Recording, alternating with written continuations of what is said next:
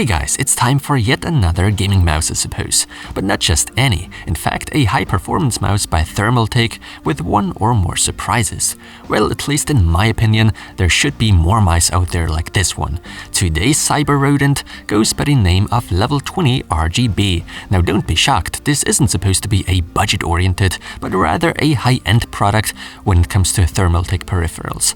That's also something we clearly see in terms of pricing. Depending on when and mainly where you shop at, this mouse comes in at somewhere in between 60 to 80 US dollars. Of course, this obviously means this thing really needs to shine in order to make up for the price. I personally find the Level 20 RGB to be fantastic, but as always with mice, in the end it simply comes down to one's preferences, and so the question arises whether or not this one is the right one for you guys. Something that clearly stands out from the huge masses of mice on the market is the symmetrical shape and the very obvious RGB lighting that almost appears to top everything else I've seen so far. Although with today's mouse, in my opinion, it's not so much RGB that should be in the foreground, but more the ergonomic and technical aspect. A special feature of the Level 20 RGB, one that will make left-handers very happy, is the fact that this rather large but at the same time rather flat mouse is ambidextrous, meaning it's perfect not only for right-handers but left-handers too.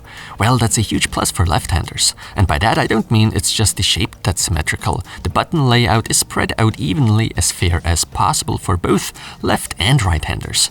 Right off the bat, I do have to warn you though, the manufacturer, as far as I know, doesn't name the weight of this particular mouse. Well, embarrassingly, I don't actually own any suitable scale to weigh this thing properly, but I would consider this to be a mouse more on the lighter side.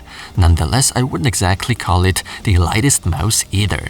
So I'll just have to make a guess, and that would be somewhere in between 90 to 140 grams at max, I believe. But please don't take my word for it. However, I'm certain some of you guys will find the weight to be too high anyway. I, for one, luckily am pretty flexible when it comes to the weight of peripherals, therefore I honestly can't complain. In no way do I feel restricted or limited with today's Level 20 RGB. It's pretty damn snappy. Thanks to its two nice big Teflon feet on the bottom, it also glides very nicely and smoothly without any scratching.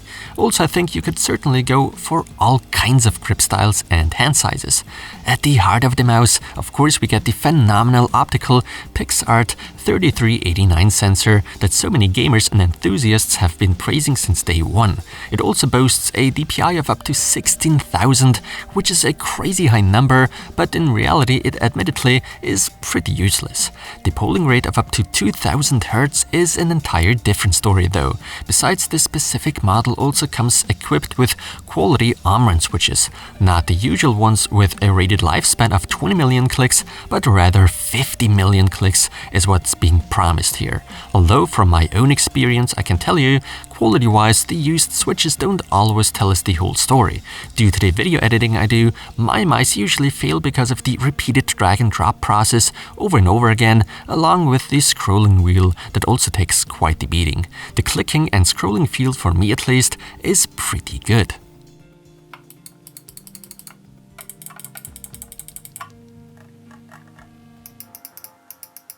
Something that I probably should talk about more is the actual build quality. I gotta say, today's candidate, judging from the outer shell, is good but not necessarily perfect. The frame overall is quite robust, no squeaking or cracking whatsoever. However, the two main buttons, the left and right ones, well, let's put it this way, they are a bit too flexible. Did that ever bother me? No, it didn't. Other than that, you're getting a solid grip on it, no complaints here. What I also cannot complain about is the lighting. It appears Thermaltake really went the extra mile to make it stand out in some way. Obviously, the mouse comes with slightly thicker than usual RGB strips, and they for sure are one of the brightest LEDs I've ever seen on a mouse. Control over the RGB and performance aspect you're getting with Thermaltake's so-called iTake engine. That's the software that allows for a ton of customization. From key assignments, macros to lighting, there's pretty much everything you'd come to expect. The LED zones, by the way, can be lit up individually with different colors. On top of that, we also have options to choose the effect direction, speed, as well as brightness level. Oh, and the Level 20 RGB is in fact compatible with Thermaltake's own RGB ecosystem, namely TT-RGB+. So all Thermaltake peripherals, along with other products such as power supplies for instance, fans, liquid coolers and memory of the same manufacturer can be synchronized. So yeah, I gotta say, this happens to be one of the mice that I would end up using personally. I would welcome it with open arms for my video editing and stuff like that. Not many mice actually make it onto my personal list. Right now there are only 3, and today's mouse happens to be one of them. But to get back to the question in the beginning of the video, is the level 20 RGB the right one for you? Well, as you may can imagine, that's a question hard to answer. After all, every single one of us has different preferences. Not all of us actually pay attention to the same things. Today's model mainly stands out due to its spectacular RGB lighting and symmetric design, therefore a great choice for left-handers.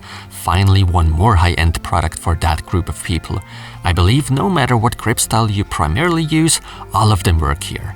If we are looking for downsides, the weight might be off-putting to some, even though if you're asking me, I wouldn't consider the weight of this mouse to be high at all.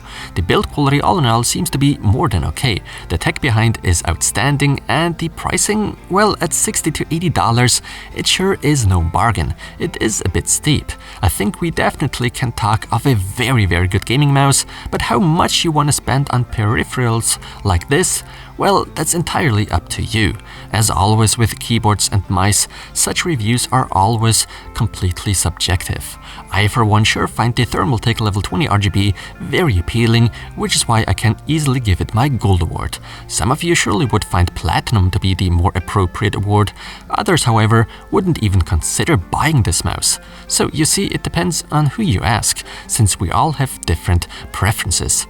So I hope you still found the majority of the video enjoyable. Rate it however you see fit, and as always, thanks a lot for watching.